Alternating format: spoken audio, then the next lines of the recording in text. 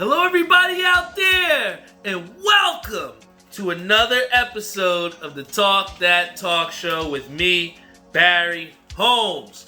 125 episodes will mark tonight, guys. Like I said, I'm always happy to be here with you each and every week. Shout out to AJ Brims and Pins. Shout out to my boy Jeff Hawks 6860.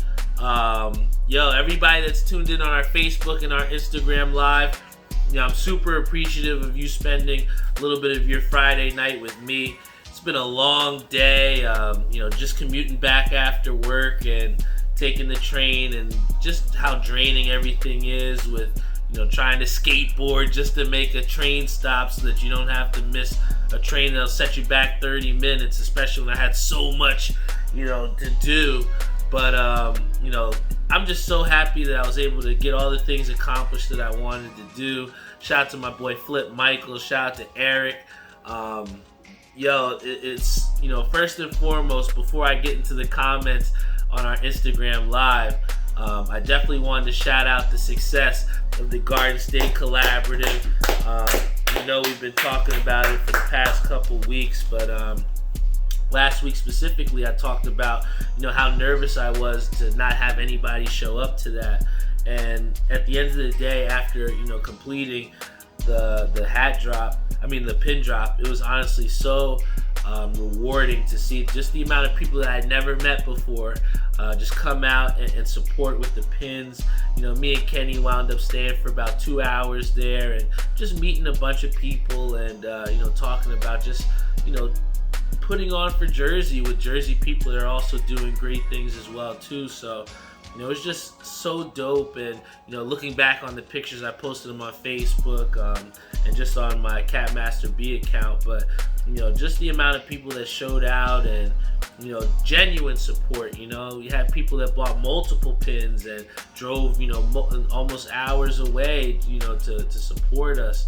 It means the world, and it's so empowering, especially when initially we had certain people that were doubting and saying, oh, would they sell out, and is this something that you should be doing, or how long is this a possibility? And at the end of the day, when you're willing on betting on yourself, to be able to say in 3 weeks we sold, not 3 weeks, to say in 3 days, at the Patterson location, we sold out in 3 days. And that's a big accomplishment, because at first, like I said with you all, the goal was to be in stores and to have a successful pin drop. But after that, it transitioned to, hey, let's sell out here. Let's really sell out.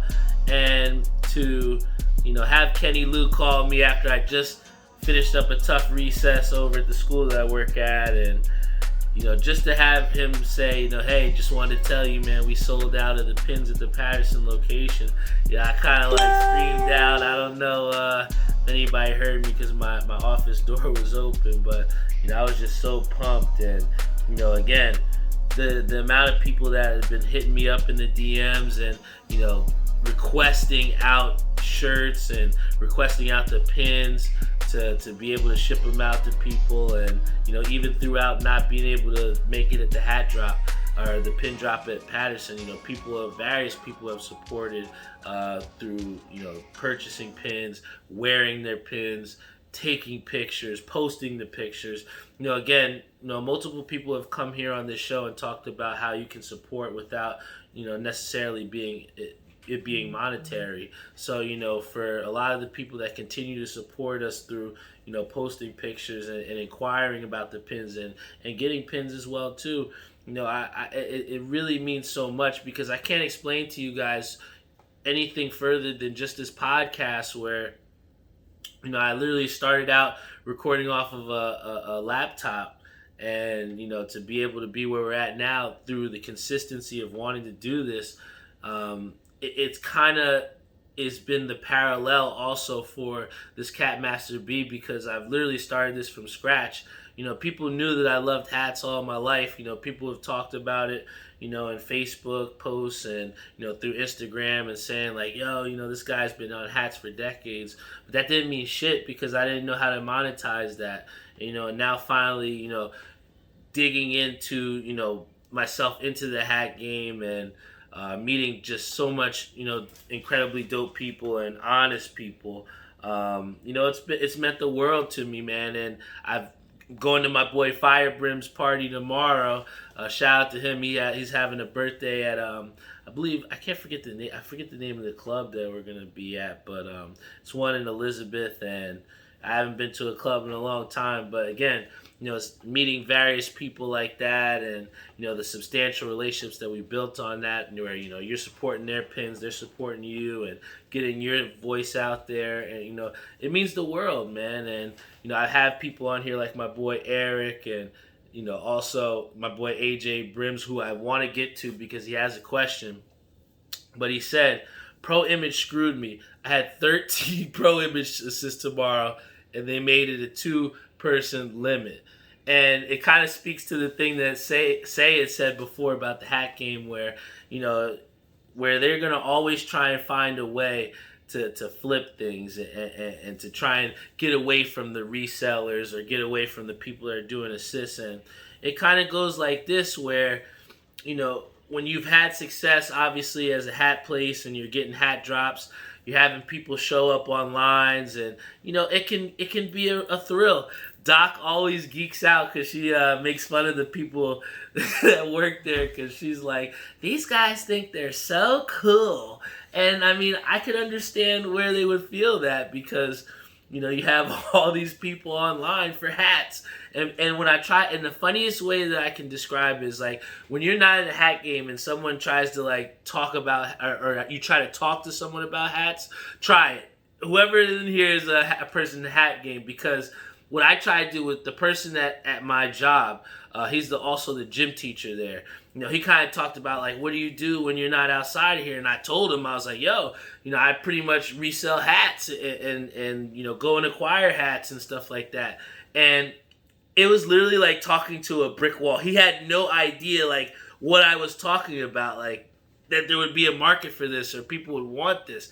And it's crazy because when you have those types of people on that side, oftentimes those are the people that are at corporate and that are making the most decisions for these places. So now you have a Pro Image where they're starting to see the success and they understand like, oh shit, like we're getting people at these drops. So now what they're saying is to AJ, who has 13 assists, all right, bro, you're killing the resale game. All right, now you can only get 2 per person. When we first started out, you could get 4, and now they're cutting it down to 2 per person. So as the game is changing, and like Theo says, Hat Club be giving hats to the boys in bundles, and that's another thing. I posted on that Catmaster B account where there was somebody that went to a Hat Club drop, and they were 8th in line. Now imagine this, guys, and let's break it down, because the hat game is literally turning into the sneaker game. And, with the raffling from sneakers, it's kind of like, pushed away the camping out, because you have people that are consistently cutting and doing things like that. But the one thing that some of these hat places are doing as well is they're backdooring hats, man. So here's my problem. If you're going to say, hey, you can only buy 2 hats, but then you're backdooring a shit ton of hats, it doesn't make sense, and it's shitty, man. You have a guy, again, who went to Hat Club. He went for this frozen tangerine drop, which I must say I had this back in January. This is the OG one. So the one today or tomorrow is a restock, man. But what we'll say is this. It's still hot. It's still high quality. I really fuck with this hat. But you have people that camped out that didn't get this hat back in January, and they're out there for 4.5 hours, and you're 5th online to get that hat. And by the time that you get in the store, because of all the backdooring that's happened, and because the people that are blatantly cutting you over at Hat Club NoHo, now you're 5th in line, and your hats are all sold out. Except if you have dreads and you're size 8. Can you believe that, man? So these are the things that are happening, and that certain places are saying that they're doing things, and they're saying they're making progress to make sure that they don't happen. But at the end of the day, if you have someone that's consistently saying the same things over and over again, how am I going to fucking believe you that you're going to make things work? I was literally at and even, we're talking about this from a Hat Club perspective, when you're in October. I've been doing this, and I had some, back in the Aux Pack where I had a reservation back when they allowed you to have reservations at Hat Club. And when you have a reservation and you're seeing people getting brought in off the other side of the street, flashing a card, a ATM card, and they're just cutting right in front of you. And then when they're putting a limit on you saying you can only buy one hat, but don't look at these 3, 4, 5, 6 other people that are buying as many as they want. You can have the greatest product, right? I think I have the best product here at this podcast. I think I have really dope merchandise. But if you don't stand for the right morals, and if you don't understand or are able to get across to people that we have good business skills, then what are you good? Like, what person is going to consistently come back and get you? And Theo says, the Hat Club Twitter guy, which I believe is Ben, said he's going to handle it internally. How many times have we heard that, man? And even on that same tweet, he's saying about how can he handle things from 3,000 miles away. So if you're automatically telling us that you can't handle the situations that are going on right in front of people's faces when they're camping out for 4.5 hours and blatantly getting backdoored, are you really handling it internally? I don't know, man. So that's why, personally, my father was somebody who was in the game. He said that he's kind of turned his money away from there. I've been in a place where Theo's been asking me, like, yo, have you gotten in on this hat drop? Or other people said that. And we haven't been, like, internally wanting to get them, man. Because you have people like My Fitteds and ECAP City and Pro Image who's doing the drop that me and AJ were just talking about. You have other people that are putting out heat. And if you're going back into the vault for some restocks to try and keep up with the competition, it's not looking too good, man, because My Fitteds is out there. You got people like Bones Brim that are repping, Javi Caps that are repping My Fitteds, and they're doing it for a reason. Because if you have a good product and you also have good business, whether some people didn't like where they switched it up, where instead of having the tickets, instead of having the lineups, they switched to a random ticket system. Yes, that might hurt you where you might not get a hat, but at the end of the day, at least they're making contributions that are solid across the board that can help people. This guy, whoever's on the Twitter at Hat Club, he's saying that they're handling things internally. Okay, but what are the fucking results? Here you have results in My Fitteds where they're saying they're going to do something, and it's getting done. And you're seeing direct results. That's all I'm saying. If you have something and you have someone that is consistently trying to feed you just fluffers and saying that they're going to do things for you, but they don't actually get it done, how can you trust this person moving forward or even invest your money into this business, man? So, again, that's all I had to say about that. AJ, my best advice to you, bring some friends. The one thing people don't do is, they just show up to hat drops by themselves. So, the less people you have, the less chance you're going to have of getting the hats that you want. But I could talk about hats all day. But one of the things that I definitely wanted to talk about is that, the one big thing that has kind of, again, we've talked about it, a couple episodes. And, as we're seeing in the media, we're consistently seeing more and more of a snowball effect of the things that are starting to happen based off of certain decisions, right? And first and foremost, and the big thing that's in the news or people are ripping, LeBron James for is his blatantly honest that, hey, I have the vaccine, but, I can't tell other people what to do with their bodies. And upon that, now you have, well, not, after that message, but that was in response to now a mandate from the NBA saying that if you're missing games because you're unvaccinated, you're not getting paid for those days. So, it goes back to in this whole, place where now the court is being seeing this case in the Supreme Court about the New York City teachers that are losing their jobs. Here you have people both on the teachers spectrum where they're losing their jobs. You have people in the NBA that are now going to be losing pay. It's really going to be harping on people in terms of getting this vaccine, and it's very difficult to live in a society where now you're constantly encountering these things and starting to see how the things are going to play out for, certain mandates with this vaccination. And here you have the biggest question, and my boy Jeffrey actually brought this to my attention, where Kyrie Irving couldn't be there at the media day because obviously he's unvaccinated, and the mandate from the New York City is all professional sports players for those teams that play here in New York City have to be vaccinated. So now the biggest thing is Kyrie going to be able to play in Brooklyn? Will he miss half of the season from the home games? Will he miss out on all this pay? And now you're going to start to see that with not just Kyrie, and it's heightened because of the caliber status that Kyrie Irving is, and because he plays very close to us here in Jersey and New York. But for a lot of other teams, they're going to have to find out what these players' statuses are upon vaccinations. And, again, to see about the next effect of that, because here you have a direct, correlation between singular players here in the NBA.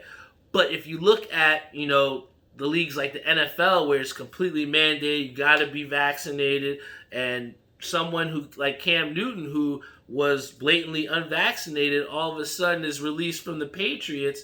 People don't want to say it. Bill Belichick goes out in the press conferences saying about how it had nothing to do with it. But come on, if it walks like a duck and quack like a duck, it's a duck, And when you have those types of things where the NFL is going across the board saying you got to be vaccinated, I can't even go into the locker room or go to these media events if you're not fully vaccinated with both shots, right? So again, from that perspective, now you go to the NHL, who their commissioner straight up goes out and says, hey, 99% of our league is going to be vaccinated. And you have one guy on the Blue Jackets by the name of Zac Rinaldo, who they've just went out and said, hey, he's not going to play for our team. He'll still be under contract, but he's just not going to play.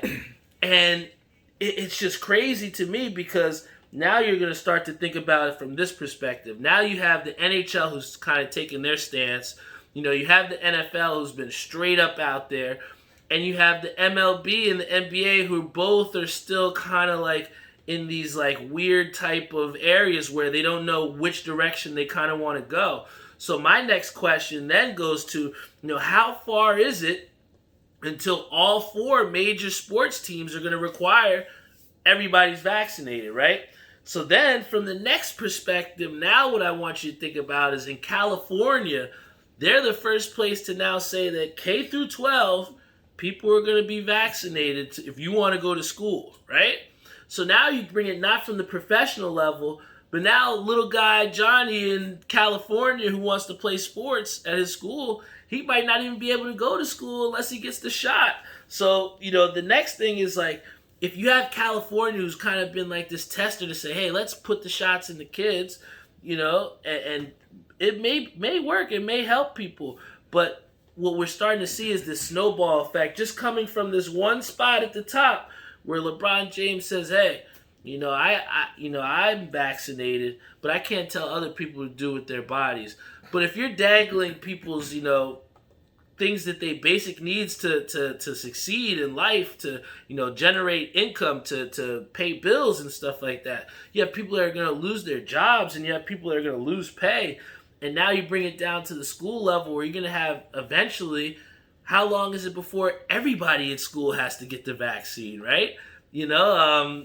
I think there were some shots that you had to take before you even got into school when we were kids as well, too. So, how long is it before you have to get the vaccine shot just to get to school? And I know a lot of parents are on here, and Twan has kids of his own. Like, how would you feel if, your school, they're saying, hey, your kids can't go to school if they don't have the vaccine? And again, I'm vaccinated. I'm not telling people, oh, you shouldn't get it, you should get this. I'm like LeBron. You have to look within yourself and see, hey, do you want this? Has this been the better interest for you and your family?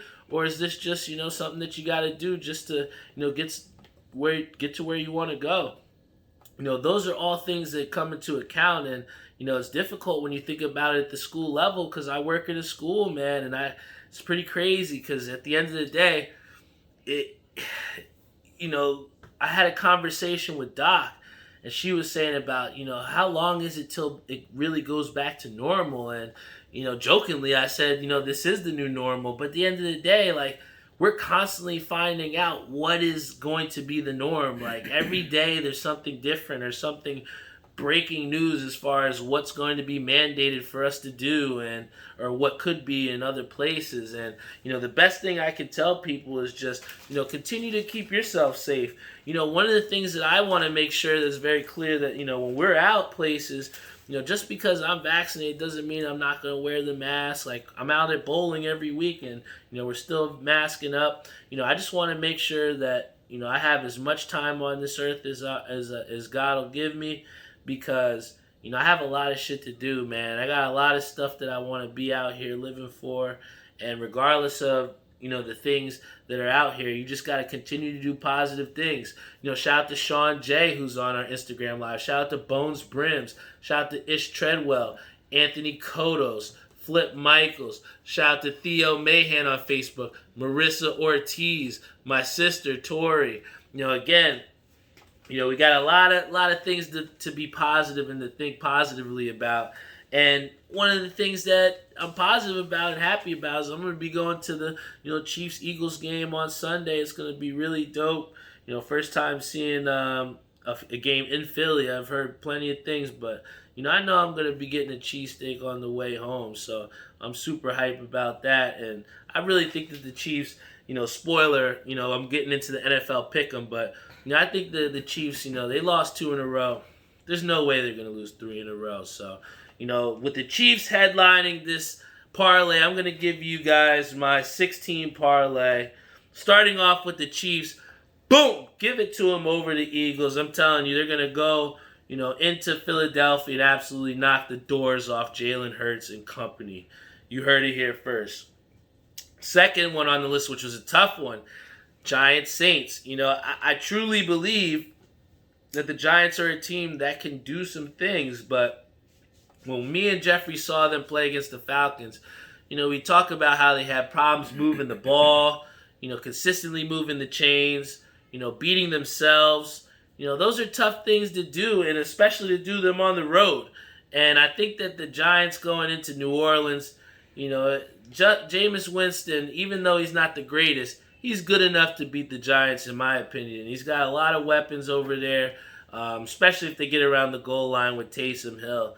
I think that the Saints are going to put up points at home, and I think it's going to be at the demise of the Giants. So I'm taking the Saints over the Giants.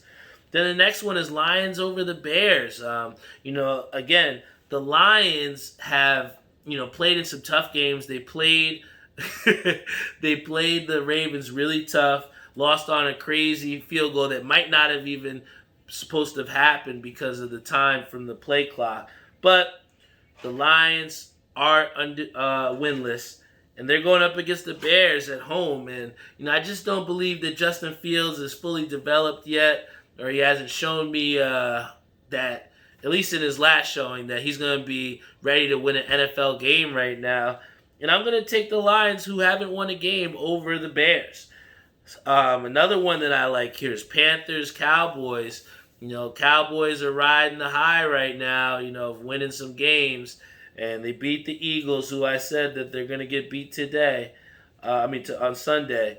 But to go against the Panthers with Sam Darnold, who's playing very, very well, and then also to have a running attack with Christian McCaffrey, if he's, still healthy, let's hope. But, that team is good for a reason. People sleep on the Panthers, but at the end of the day, I think that the Cowboys showed something, especially with Trayvon Diggs, the way he played.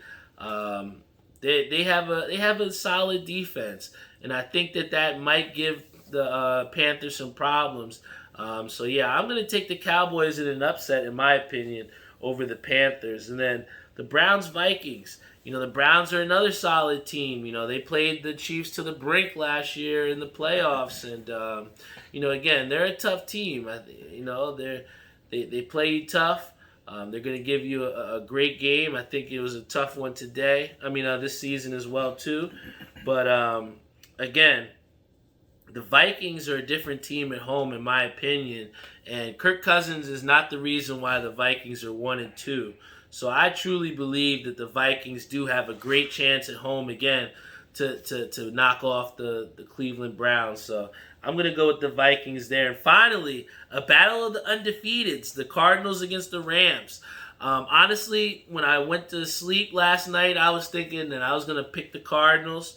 I wanted to say that I believe that, with how they show they come from behind and, how they've been able to score points with Kyler Murray and, just how well, he's been able to connect with DeAndre Hopkins and how Chase Edmonds has been involved in the running and the passing game. That team is definitely doing things in the NFC West. But like my boy Bones Brim said, I'm definitely going to have to go with the Rams because here's why. That defense was already solid, and you have Jalen Ramsey who's playing. He's dogging right now. He's been putting people on an island over on that wide receivers, and then also you have the rushing attack of Aaron Donald, and that pass rush is just. If you don't get that ball out in 5-6 seconds, it's gonna be tough for you, man. And like I said, Kyler Murray can escape the pocket, but I gotta go with the Rams, man. I gotta go with the Rams because let me tell you, the difference maker, if you've watched those games, has been Matt Stafford. He's done in just a short span of time by infusing that LA Rams team to think that they can do anything, man. And, Jared Goff was just a guy that was learning on the fly and, would kind of cultivate him to be that guy. But here you have a Matthew Stafford who's finally got some weapons. Cooper Kupp is balling out of his mind. So, again, I'm going to take the Rams at home over the Cardinals. Again, I'll repeat the parlay for you if you want to put this in. I'm taking the Saints over the Giants. I'm taking the Chiefs over the Eagles. I'm taking the Lions over the Bears. I'm taking the Cowboys over the Panthers. I'm taking the Vikings over the Browns. And then I'm taking the Rams over the Cardinals. But I'm going to give you something that's a little bit easier to take and see if you're going to win some money on this. But we know if you're a boxing aficionado, if you're somebody that really likes boxing, you better be watching that Deontay Wilder Tyson Fury 3 fight. So we've all been waiting for. They remember how Deontay Wilder embarrassed himself and wore this crazy suit and wound up getting beat to a pulp. And you have Tyson Fury, who survived one of the biggest punches from Deontay Wilder, got up and boxed him, and second time he came out and outboxed him and outclassed him. So how many people in this short span of time truly believe that Deontay Wilder got that much better of a boxer? Can he go out really and beat Tyson Fury? I was talking to Carl about this, and honestly, my boy's just got a puncher's chance, man. And what Carl said makes sense. He really doesn't have to outbox Tyson Fury. Because at first, he almost won off that if he knocked him out. But what he showed is that Tyson Fury showed that he can get up from that power punch.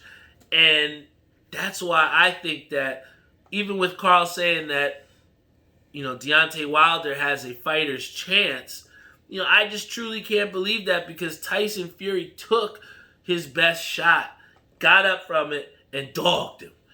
So as much as I would love to see Deontay Wilder, I want him to prove me wrong. I want him to go out there in this crazy fucking suit and prove me wrong and say, I'm going to go out there and beat Tyson Fury. But what I have been shown, what he has shown us, what he has shown you all, the viewers, the listeners, I just can't believe that he's going to go out there and beat Tyson Fury, man. And it's difficult because, when you look at Tyson Fury, he's just got such great footwork and moves so quickly and fluidly as a big guy. And when you look at Deontay Wilder, at times he just looks, slow and lethargic when in comparison to Tyson. And in this style of boxing where they're going to score you based off of how active of a fighter are you. We saw with the Jake Paul and Tyron Woodley fight. Yeah, Tyron Woodley got some power shots in there. Clean, smooth, got him. But if you're not active enough as a fighter and you're not scoring those points, and that's where I thought that Tyson was getting to Deontay Wilder more, because he was the more active fighter. I need to see Deontay Wilder as an active fighter. Did he get his cardio right to become an active fighter? Not just, parrying and not just being able to survive Tyson Fury. I need you to go out there and outbox him and get that shot in so you can knock him out. So, that takes cardio, man. It's not going to be a walk in the park to beat Tyson Fury. But, again, if you're a betting person, put your money on Tyson Fury.